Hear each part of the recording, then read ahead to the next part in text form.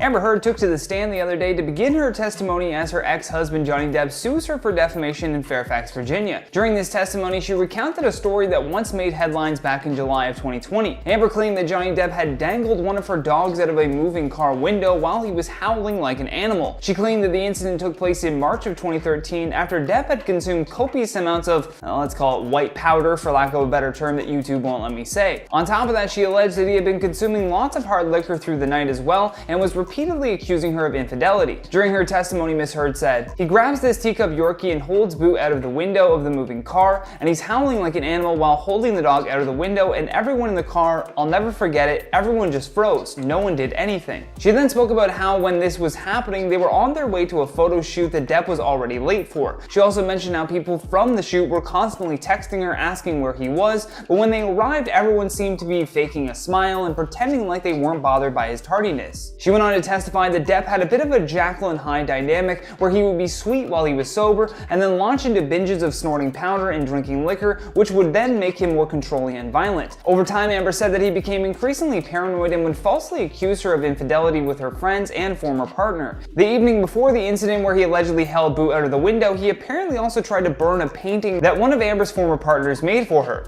She went on to say, "He decided that the painting was an offense he could not forgive me for. It meant I was having an affair with my ex-partner, who I already split from." However, Depp failed to actually burn the painting. Amber goes on to explain, "He takes it down and tries to burn it with one of those Bic lighters, but he wasn't successful at it while he was drinking." And despite not being able to destroy the painting, Heard also alleged that he had continued to push her to discard the painting and admit to the affair. Getting into more detail about what happened to her dog Boo though, she said that the photo shoot was the next day after all the cheating allegations and the attempt to burn the painting. On their way to the photo shoot, Amber was in the car with Depp and other members of his team. Amber claimed that Depp was smoking with the windows rolled down and goes on to say, "He started howling out of the window and he grabbed their two small teacup Yorkies and held Boo, the slightly chunkier dog, out the window. I didn't want to react to cause him to drop the dog. It was just this eerie moment where he's howling and holding this animal outside the car window." She claimed that the members of Depp's team didn't even react to this, but she believed that they were also stressed out by his actions. She went on to say, "I have a memory of everyone just not really reacting to him. No one really did anything." And eventually Amber said that she gently pulled Johnny Depp's arm back into the vehicle as they arrived for the shoot, and at the time Heard testified that Boo did belong to Depp, but that she later got custody of both of their small Yorkies when they split up. If you've been following the trial between Amber Heard and Johnny Depp, it's clear that the world hates Amber and is siding with Johnny. The press coverage against Amber has been very harsh, with media outlets quick to poke holes in her story wherever they can. It's been reported that Amber is so sick of all this bad press, she's deciding to fire her PR team. Amber Heard is set to testify in court this week. Last week was Depp's turn to testify, along with a handful of his witnesses. Ahead of the testimony, Amber is making sure her words are perceived positively and has decided to get new PR representation to help with this. Heard was using PR firm Precision Strategies, but decided to ditch them late last week. A source close to the situation noted, quote, "She doesn't like bad headlines." Another source said Heard is, quote, "frustrated with her story not being told effectively." Now Heard is being represented by PR firm Shane Communications to help her get across her side better in the court of public opinion. Obviously, the switch was caused by days of brutal testimony against her, along with social media sentiment getting worse and worse. Her new PR team, led by CEO David Shane, has worked against Depp before, making them potentially the best fit. In the past, the firm helped highlight allegations by Depp's former business managers, the management group, that claimed that Depp needed to hire a therapist to help him control his, quote, compulsive spending habits. At the time, he was allegedly spending $2 million a month on useless items. But even though this new firm is well equipped to handle the challenge, they are clearly facing an uphill battle, considering all the negativity that's already been published in the press. A communications source said, quote, "After years of narrative building, you can't change the public's opinion in 3 weeks when someone is suing you in a case." Ex-Pete Buttigieg campaign consultant Liz Smith said, quote, "It's crazy to change teams in the middle of a trial like this because you don't like the headlines." Apparently, Smith says that Heard's former PR firm, Precision Strategies, is one of the best in the business. However, even the best firms can't rewrite the history of what's already happened and what the public already believes about Amber, especially since the other side for Depp is so much more beloved. loved. It's been reported that Amber Heard and her team never wanted cameras allowed in the courtroom, but Depp's team fought hard for the trial to be live streamed, and obviously they won that battle. It's clear that Depp chose this strategy to showcase all of Amber's lies to the public, so that regardless of what legally happens in this case, he will come out the winner in the court of public opinion, which has obviously been the case, and it will most likely remain the case once Amber is able to be cross-examined by Depp's lawyers. Johnny Depp is suing Amber Heard for $50 million, claiming she defamed him and his reputation when she falsely accused him of spousal battery in a Washington Post article. Depp told the jury that he brought the suit to clear his name. Heard is countersuing for $100 million, claiming that he is painting her as a liar and that's affecting her reputation. Lawyers claim that his denials are not credible because he was often too drunk or high to recall what happened. Johnny Depp has been accused of performing a cavity search on Amber Heard by a psychologist that testified on the stand during the defamation trial. A former forensic psychologist who had evaluated Amber Heard testified about Amber's allegations of sexual abuse. Dr. Don Hughes was the first witness brought forth by Amber's legal team as they began to mount their defense on Tuesday in Fairfax, Virginia. She essentially gave the opposite professional analysis than what the forensic psychologist brought forward by Depp's team had said last week. Dr. Curry claimed that Amber had no signs of PTSD, but Hughes said that the actress does in fact have post-traumatic stress disorder after experiencing what she called intimate partner violence by Mr. Depp. According to Dr. Hughes, she said that after looking at Heard's medical records, past depositions, and meeting with the actress 4 times in person and twice over Zoom, totaling 29 hours, she arrived at the conclusion that Amber had PTSD. She also had interviewed some of Amber's treating physicians and Amber's late mother, Paige. During her testimony, she described several of Amber's essay allegations against Depp. She claimed that he digitally penetrated her on more than one occasion and at one time did so with a liquor bottle. Heard told Hughes that Johnny would also have alcohol-fueled rage that often led to these acts. During her testimony, she said, "There are indications, as I've mentioned before, of the SA and the sexual abuse, and how he would when he was angry and when he was drunk. It was mostly drunk and alcohol-fueled rage when he would throw her on the bed and try to have intercourse with her. Then, you know, if he was not able to perform, he would get more angry at her and blame her. We have this dynamic of blaming her for his inability to take responsibility for his behavior." Amber's therapist also claimed that because of this, they were concerned for her safety and added that the actor sometimes fought back. Dr. Hughes also testified that Amber would engage in psychological aggression and that she was very ashamed and remorseful about that, as well as some reactive violence. Hughes went on to say that based on Amber's therapist's notes, there were times when Depp forced her to give him sex when he was angry. These weren't in loving moments, they were angry moments, moments of dominance, moments of him trying to get control over her. Going back to the cavity search though, it allegedly came after Depp accused Amber of flirting with someone while on an outing in Hicksville, New York. She goes on to testify, "Mr. Depp performed a cavity search and ostensibly was looking for and felt it acceptable to rip off her nightgown and stick his fingers up her vagina to look for yayo and thought maybe she was hiding it there." She then went on to allege, "There was another incident in the Bahamas where when he got angry, he took his fingers and put them in her vagina and moved her around violently in the closet. And of course the incident in Australia, one of the most severe instances of SV that Miss Heard had to endure, when he was beating her and choking her and telling her, 'I'm going to effing kill you, I hate you.' He grabbed a bottle that was on the bar and penetrated her with that bottle." In the opening statements by Amber Heard's attorney, he brought up all of these allegations along with the other forms of domestic attacks that she alleged to have experienced, but a spokesperson for Depp denied the allegations, calling them fictitious and for the purpose of Hollywood shock value, of which Amber has mastered and used to exploit a serious social movement. A forensic accountant for Johnny Depp has testified during the defamation trial that Depp had lost just over $40 million after Amber Heard had published her op-ed with the Washington Post. Forensic accountant Michael Spindler was the second witness that Depp's attorney called to the stand today, and he is considered to be an expert in his field. In his testimony, Mr. Spindler said, "I concluded that Mr. Depp suffered lost earnings of approximately $40 million. He arrived at this figure after looking at Depp's role in Pirates 6 and its expected net earnings, as well as Depp's roles in non-franchise films as well. Not only that, but his calculations were also based on the previous testimony by Depp's talent manager Jack Wiggum. According to Wiggum, Depp lost his role as Captain Jack Sparrow as a result of Amber's op-ed and therefore lost out on $22.5 million.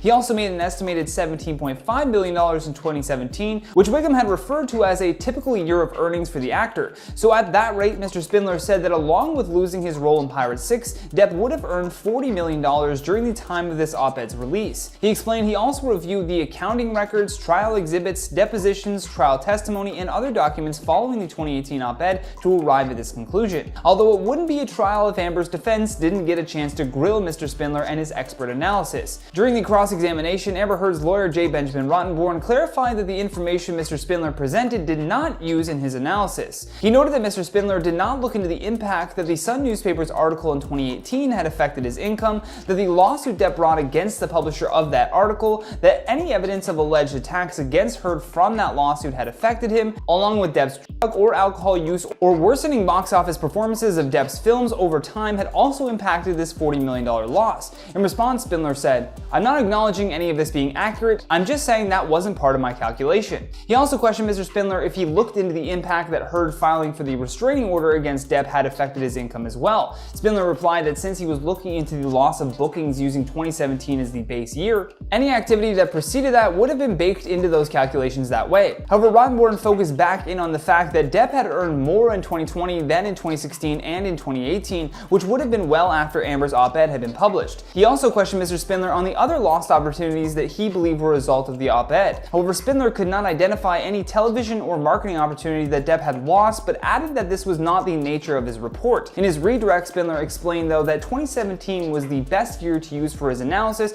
because it was in fact a typical earning year for Johnny Depp. He goes on to say, "It just makes sense, it's the correct approach to take. You're taking a look at what Mr. Depp would be expected to earn in a fiscal year and you're analyzing following the op-ed." Starting off in our number 10 spot, we have Notting Hill. During Amber Heard's testimony, she spoke about her and Johnny's first time meeting and basically how they fell in love. So during this, she spoke about a time where Johnny was sober, he wasn't drinking alcohol, and instead he was drinking tea. Lots of tea. If you have been following the trial, her emphasis on how much tea he was drinking might have struck you as a little odd. I mean, I was watching it live and I was a little confused as to why she spoke about it so many times and seemed to care about it so much. Many people on the internet, however, are starting to believe that it may be a reference to Notting Hill. It's similar to a line that Julia Roberts is seen saying to Hugh Grant, and people out there think that the way Amber said it in her testimony was also a mimicked version of how Julia Roberts said it. It may seem like a small thing, but in the grand scheme of all of the quotes that we're going to talk about on this list today, it certainly becomes a little more interesting. In our number 9 spot today, we have Mildred Pierce. During Amber's testimony, she begins talking about what she claims is the first time Johnny hit her. While speaking about this, she claims that after this, Johnny said that he would, quote, rather cut off his hand, end quote, than lay another hand upon her. Many people believe that this is a line that was stolen right from the 1945 film Mildred Pierce. In this film, there's a scene where Mildred sort of suddenly lashes out and she ends up slapping Veda across the face. As Veda stands there looking surprised at what just happened, Mildred apologizes for her actions, saying, quote, "I'm so sorry I did that, I've had rather cut off my hand." The lines definitely are similar, whether or not they were directly stolen from these pieces of work. Maybe they're stolen, maybe it's a coincidence, or maybe it just shows how rehearsed the testimony is. In our number 8 spot today, we have the talented Mr. Ripley. This quote is definitely one of the most popular ones floating around the internet today, and it is said to be in reference to Amber Heard's opening statements. People are claiming that Amber was directly quoting the talented Mr. Ripley, which featured a character who would shower people with gifts and then sort of disappear, sort of similar to what Amber testified about her relationship with Johnny. While it's floating around the internet that she directly quoted the movie word for word, I could not find a timestamp where she took the quote directly. Instead, however, I could find things that would sort of suggest a similar story to what was seen in the movie. The quote people are referencing says, quote, "The thing with blank," Amber says Johnny, "it's like the sun shines on you and it's glorious, and then he forgets you and it's very, very cold. When you have his attention, you feel like you're the only person in the world. That's why everybody loves him so much." Amber didn't say these words exactly as far as I could find, but she does say something similar. She talks about a sort of warm glow that was felt at the beginning of their relationship, and that he showered her with gifts and made her feel like the most beautiful woman in the world, and they would be in this bubble for 4 or 5 days at a time, but then he would suddenly just disappear. In our number 7 spot today, we have I Am a Killer. During Amber's testimony, she spoke about a time when she and Johnny were around another woman, and they were all under the influence of different substances at the time. Amber claimed that at one point this other woman leaned her head on Amber's shoulder, and she claims that this set Johnny off. She went on to allege that Johnny then at some point grabbed this woman's wrist and twisted it and pulled it towards him. It is then that Amber claims he said, quote, "Do you know how many pounds of pressure it takes to break a human wrist. She went on to say, quote, "He held her and she looked frozen. She's crying." Many people online have pointed out that this line, which she claimed he said, is actually something that was said by someone who appeared in the Netflix show I Am a Killer. In the Netflix show, the woman was serving a life sentence for taking the life of her former partner who had broken her hands in this exact same way. The episode in question was called In Her Hands. In our number 6 spot today we have Shrek 2.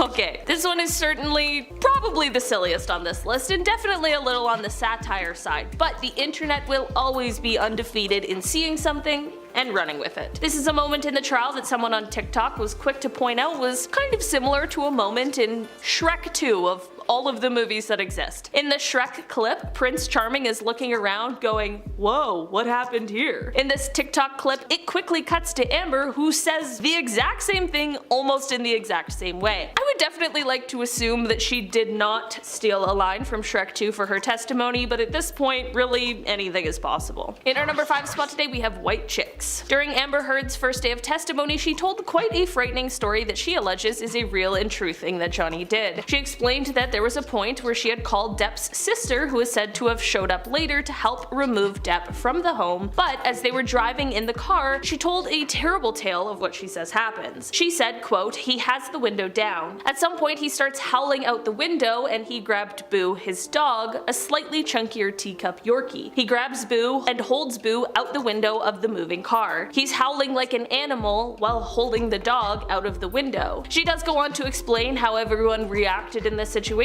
but people on the internet were quick to point out a hypocritical moment. Not only did people think that this story was taken straight out of the movie White Chicks, in which there is quite a similar scene as to what she just described, but there is also an Instagram photo that has since been circulating the internet of a similar scenario that Amber described, but in this scenario, it is very clearly Amber who is holding the dog out of the car window. This has all made people skeptical of this story she told and unsure of the truth behind it. In our number 4 spot today we have True Detective. This is a moment that is similar to the I Am a Killer one we already talked about, and it's in reference to the part of Amber's testimony where she was speaking to an aggressive moment that happened on a flight between Amber, Johnny, and the flight attendant who was on the same flight at the time. Amber claimed that Johnny grabbed this flight attendant's wrist, slammed it down, and said something similar to how a few pounds of pressure could break it. One Twitter user was quick to point out the similarities between this testimony and a scene from True Detective Season 1. People seem to believe that this was taken from the show, considering the similarity of this story to the other one we already talked about, as well as the similarity to the show. It is compelling that people are pointing out that perhaps either of these women might have spoken out or testified if these stories were true, but of course that doesn't mean the story isn't true, it's just an interesting question we have to ask. In our number 3 spot today we have The Article. This is something that wasn't stolen from a movie or a piece of literature, but it is something that people have been pointing out because it seems as though it is untruthful, or at the very least in direct contrast to something she had mentioned prior to their divorce. Amber claimed during her testimony that prior to her relationship with Johnny, she wasn't a fan of his. She said she wasn't a fan of his art, but when fans found an article from years ago, they began to question just how true that really was. In the article, it is said that Amber, as a teenager, had photos of Johnny all over her room. A friend of hers told the Inquirer that Johnny was basically Amber's first love, that when she was a teenager, she had already decided to become an actor, and that she had photos of him all over her room. They finished by saying, quote, "So it's no surprise they fell in love while working together. Amber can usually get whatever she sets her mind to." In our number 2 spot today we have Alpha Dog. This one is more of a theory in relation to the trial rather than a direct ripoff, but it certainly is interesting. So we have all heard the story of the poo on the bed at this point. If you haven't, basically it's just a story that suggests that Amber had left feces in the bed that she and Depp had shared together after a night of arguing. It is said that she tried to blame the mess on the pair's dogs, but many people have suggested that this was just a lie to cover the bizarre action. This theory in question is that this entire move was one that was stolen from the movie Alpha Dog. In the movie, which she actually was in, although it was a short appearance, one of the characters who is under the influence of certain substances decides to defecate on his enemy's rug as revenge. It certainly is a cinematic move, that's for sure. Whether this is true or not has yet to be proven, but it certainly certainly is a compelling theory. In our number 1 spot today we have Made. People on Twitter pointed out a similarity in Amber's testimony to a Netflix series called Made. People specifically pointed out the part where she was talking about how Johnny allegedly threw a glass in her direction, then punched a wall, then punched the wall right next to her. According to people who have seen the Netflix show, which is about a woman who is fleeing a very harmful relationship in order to provide a better life for her children, it is said that this scene is actually in the show. It is entirely possible that real life just happened to align with the show, but with everything else on this list, people certainly are more suspicious than they normally would be. Many people said that even during her explanation of this story, they vividly thought of this Netflix show.